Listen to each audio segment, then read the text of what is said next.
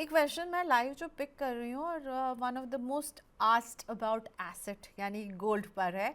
यूसुफ हैदर पूछ रहे हैं, अब इन्होंने ना बहुत आपके लिए सिचुएशन टफ कर दी है, इन्होंने बिल्कुल स्कीम्स के नाम लेकर पूछे हैं समीर की टाटा गोल्ड ईटीएफ, क्या ये लॉन्ग टर्म 10 साल के नज़रिए से अगर निवेश करना चाहते हैं तो अच्छा है? क्या एयूएम इसका कम है एज कम्पेयर टू जब उसको वो देख रहे हैं आईसीसीआई गोल्ड ईटीएफ या गोल्ड 20 से, और वॉल्यूम भी उनको अच्छा दिख रहा है? तो यूसुफ को क्या कहना चाहेंगे, क्या टाटा गोल्ड ईटीएफ एक अच्छी चॉइस हो सकती है जब उसको वो कंपेयर कर रहे हैं आईसीसीआई गोल्ड ईटीएफ और गोल्ड 20 से? यूसुफ जी, जब हम गोल्ड ईटीएफ की बात करते हैं तो गोल्ड ईटीएफ यहाँ पे एयूएम वॉल्यूम ये इतना मैटर नहीं करता है। रीजन, क्योंकि जब भी ये फंड उनके पास आता है तो ये फिजिकल गोल्ड खरीदते हैं। उसकी उसके ये पैसा जो आपका आएगा वो फिजिकल गोल्ड में उनका इन्वेस्टमेंट रहता है, ताकि जब भी आपको रिडीम करो तो वो उतना गोल्ड निकाल के आपको पैसा दे पाए, राइट। सो ये जनरल वे ऑफ वर्किंग है ईटीएफ का। गोल्ड की बात करते हैं तो यहाँ पे एयूएम और वॉल्यूम को ज्यादा ध्यान में ना रखें। बट जब आप गोल्ड में इन्वेस्टमेंट कर रहे हैं तो यूसुफ जी, आप एक चीज ऑलवेज ध्यान में रखें।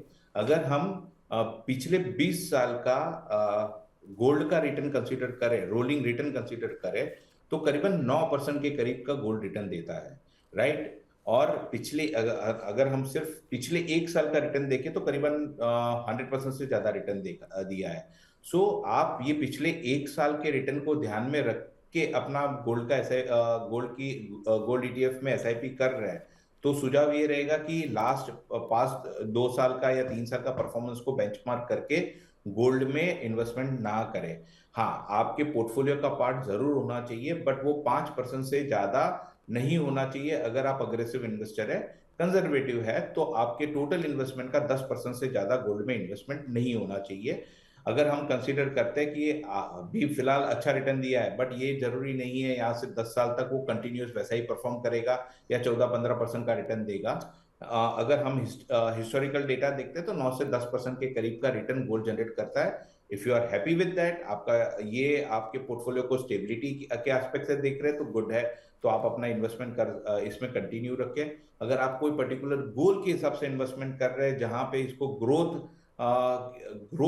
के एस्पेक्ट से आपने अगर अपने पोर्टफोलियो में जगह दी है, तो हमारा सुझाव ये रहेगा उसकी बजाय आप फ्लेक्सी कैप सेलेक्ट करें। ओके फाइन, चलिए अगला क्वेश्चन लेकर आते हैं। यूट्यूब से मैं अजीत गुप्ता जी का पोर्टफोलियो अब ले रही हूँ। सो अजीत जी के पोर्टफोलियो में है समीर, आपको थोड़ा सा फिर से मेहनत करनी होगी, सुनना पड़ेगा ध्यान से। एसबीआई का कॉन्ट्रा फंड जिसमें ये 2000 की सिप कर रहे हैं, निपॉन का स्मॉल कैप फंड जिसमें 1000 की सिप चल रही है। Okay, so SBI Contra and Nippon small cap. अगला है कोटक का लार्ज और मिड कैप 1000 की सिप, एचडीएफसी का मिड कैप 1000, एचडीएफसी का स्मॉल कैप 500 रुपए की सिप। 10 साल का नजरिया है इनका, कैसा लग रहा है portfolio? SBI Contra, Nippon small cap, Kotak large and mid cap, HDFC mid cap and HDFC small cap. जब अगर हम पोर्टफोलियो की बात करते हैं तो पोर्टफोलियो में अगेन वही ओवरलैपिंग आएगा, क्योंकि कोटक का लार्ज एंड मिड कैप उनके पोर्टफोलियो में, और उन्होंने एचडीएफसी मिड कैप भी अपने पोर्टफोलियो में लिया हुआ है। स्मॉल कैप में भी उनके पास दो स्मॉल कैप है, एक है निपॉन इंडिया का स्मॉल कैप है और एचडीएफसी का स्मॉल कैप है। तो सुझाव ये रहेगा कि आपका पोर्टफोलियो, अगर आप सिर्फ 5,000 की एसआईपी, 5,500 की एसआईपी के लिए 5 फंड की जरूरत नहीं है। आप इसको कंसोलिडेटेड करके सिर्फ 3 फंड रखें। आपने एसबीआई कॉन्ट्रा फंड रखा है, आप उसमें बने रहे, अच्छा फंड है। दूसरा, आप एचडीएफसी का मिड कैप फंड आपने अपने पोर्टफोलियो में सिलेक्ट किया है। आप अगर अग्रेसिव इन्वेस्टर है, आपकी इन्वेस्टिंग स्टाइल अग्रेसिव है, तो एचडीएफसी मिड कैप में आप बने रहे। अदरवाइज कोटक का लार्ज एंड मिड कैप का फंड अपने पोर्टफोलियो में रखे। अब आते हैं, आपके पास दो स्मॉल कैप फंड है, 2 स्मॉल कैप फंड की जरूरत नहीं है। आप निपॉन इंडिया का स्मॉल कैप फंड या एसबीआई, दोनों ही कैटेगरी के अच्छे परफॉर्मिंग फंड है, दो में से एक ही में अपनी एसआईपी कंटिन्यू रखे। Okay, all right, thank you so much Sameer, आज आपने हमारे लिए इतना वक्त निकाला, हमारे व्यूअर्स को इतना टाइम दिया, बहुत शुक्रिया आपका। Thank you so much.